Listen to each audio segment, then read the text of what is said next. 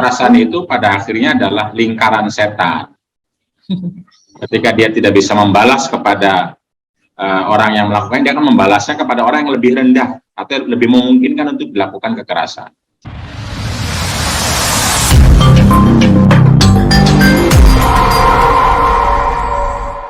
Assalamualaikum warahmatullahi wabarakatuh. Waalaikumsalam warahmatullahi wabarakatuh. Mohon izin Pak Kiai, ada beberapa yang mungkin ingin disampaikan. Terima kasih Mbak Indah yang sudah mempersilakan.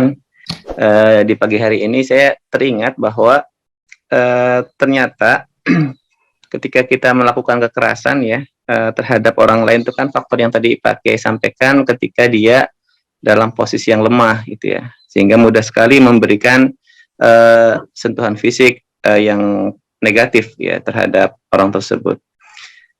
Pada kenyataannya Pak Kiai, ternyata saya lihat kekerasan fisik itu bukan hanya dilakukan oleh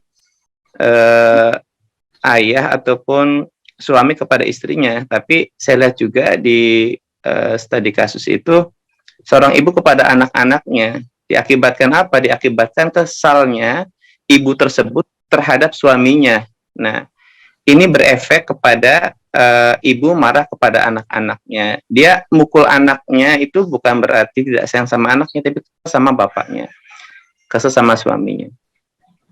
Yang ingin saya minta tinjauan secara tarbawi, secara pendidikan, Kang Fakih, bagaimana sih ketika Nabi ya berinteraksi dengan anak-anaknya itu? Saya sangat minim referensi ya terkait dengan aspek normatif tersebut. Kebanyakan Nabi berinteraksi dengan para sahabat, gitu ya. Nabi berinteraksi dengan istri-istrinya gitu ya. Tapi jarang kita temukan bahwa Nabi berinteraksi dengan anak-anaknya.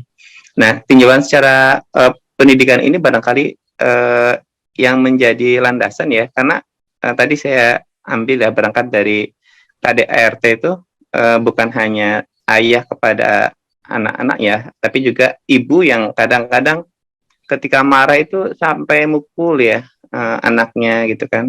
Ini jadi memang kondisi masyarakat seperti itu.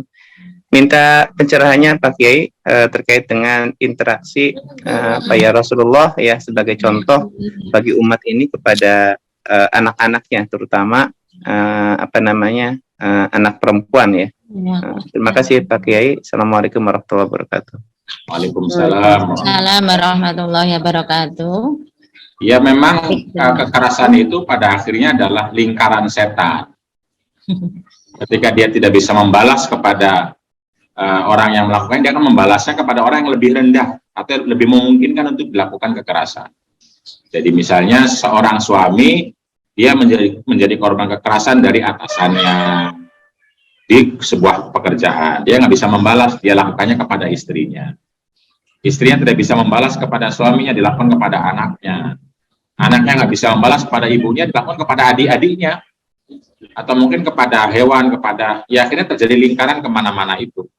Nah, karena terus diputus salah satu dengan cara pandang tadi, cara pandang, relasi, dan lain-lain. Nah, soal literatur ya banyak sekali Kang Ube. Nanti di buku saya yang perempuan bukan makhluk domestik juga itu ada tentang bagaimana mendidik atau menjadi orang tua. Jadi orang tua itu kan terus berproses ya.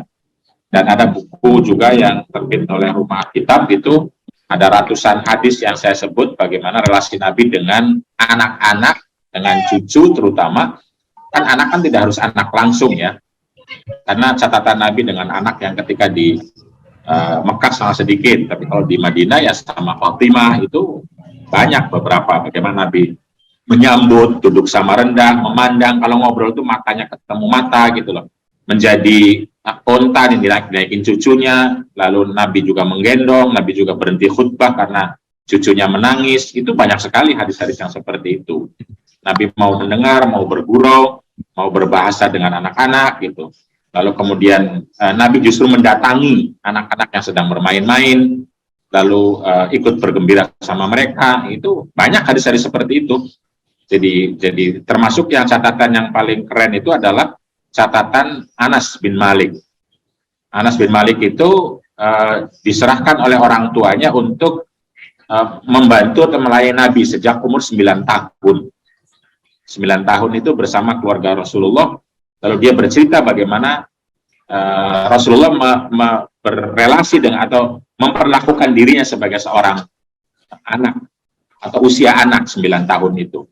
Itu Anas bin Malik bersaksi banyak sekali bagaimana Nabi berbicara, bagaimana Nabi memerintahkan, bagaimana Nabi ketika dia tidak melakukan apa yang diperintahkan sama Nabi, bagaimana cara itu banyak. Nanti di buku saya fikih anak ada, itu ratusan hadis banyak sekali di sana. Atau mungkin nanti suatu saat kita bikin forum atau tadarus subuh tentang itu ya, hadis-hadisnya banyak. Kalau mau dituliskan ya banyak banget. Itu kamu Ben. Ya problemnya kita nggak pernah dengar. Yang kita dengar cuma satu hadis.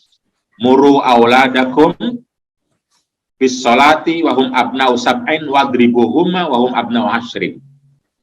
Satu hadis itu yang dipakai kemana-mana sehingga orang tua boleh memukul anak. Pak Nabi tidak pernah memukul anaknya, tidak pernah memukul pembantunya, umur 9 tahun nggak pernah sama sekali. Dan itu lebih sahih yang hadis-hadis seperti itu, Bukhari, Muslim gitu. Kalau yang ini ada perdebatan ulama, redaksi dan lain-lainnya.